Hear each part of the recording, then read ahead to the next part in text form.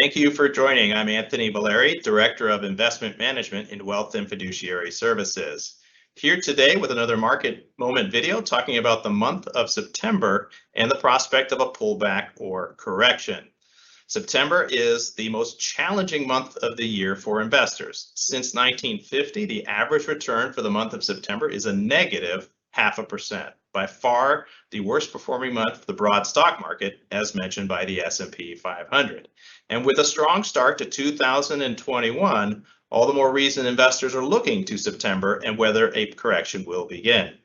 First, it's important to note that a pullback of 5% is very common in the market. However, we have not had a 5% pullback in quite some time. This chart shows the number of days since the last 5% pullback. And on the far right, you can see the extent of the current episode is relatively long compared to history. It's been exactly 209 trading days since the last 5% pullback, which occurred in October of 2020. So nearly a year in calendar time, so quite some time that we haven't had a 5% pullback. The market is simply due.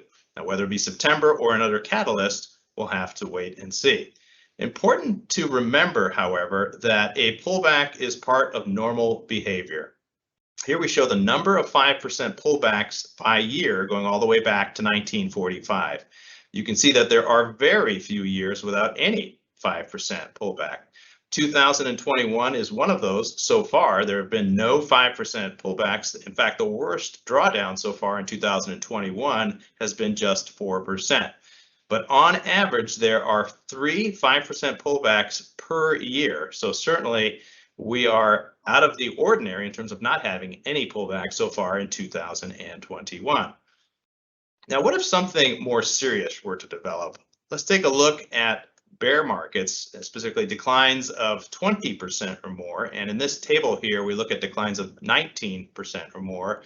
These are the declines that really challenge investors, challenge their fortitude and their commitment to stay with a diversified investment program. Since 1950, there's been 15 bear markets declines, which means every 5 years or so, we can expect a more serious 20% decline.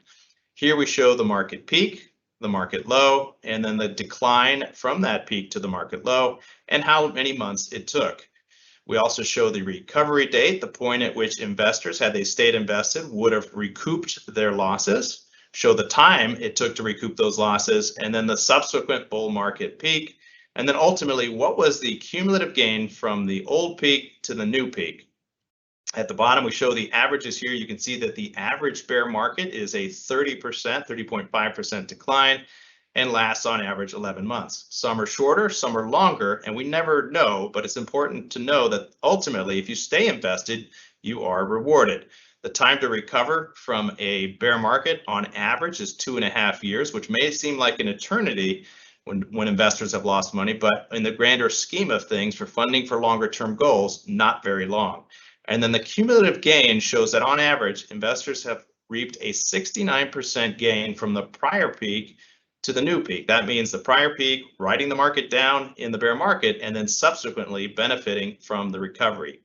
You'll note on the far right of that table, there are 2 instances in the mid 70s and also in April 2011 showing a decline. Those were mini bear markets within a broader bear market, and simply means that the market had not recouped its prior all-time high. That only happened twice, however, and the results, again, on the far right, show the benefit of staying invested over the longer term. Now, you'll also hear from forecasts that a more serious bear market is coming. There have been many successful investors over the years who have falsely claimed a serious bear market or correction. From economist David Rosenberg in 2011 to others along the way. Harry Dent, Peter Schiff, Mark Faber, both 2 famous and successful investors way back in 2013 and 14, predicted a bear market that never came to fruition. Former Treasury Secretary Larry Summers, hedge fund titan Stanley Druckenmiller, fund manager Jeffrey Gundlach, who in late March of 2020 suggested the market might go lower, but it never did. It was well on its way to recovery. And a similar quote from hedge fund titan George Soros. So again, the experts are often wrong, and you'd be well served to dismiss those claims. On the flip side, there are wildly optimistic calls on the market as well, and you'd be wise to temper those expectations as well. We still feel a diversified investment program is the key to longer-term success in meeting your financial goals, and it's important to keep in this pullback and bear market perspective as you move forward through the month of September. I'm Anthony Valeri. Thanks for listening, and we'll speak to you again soon.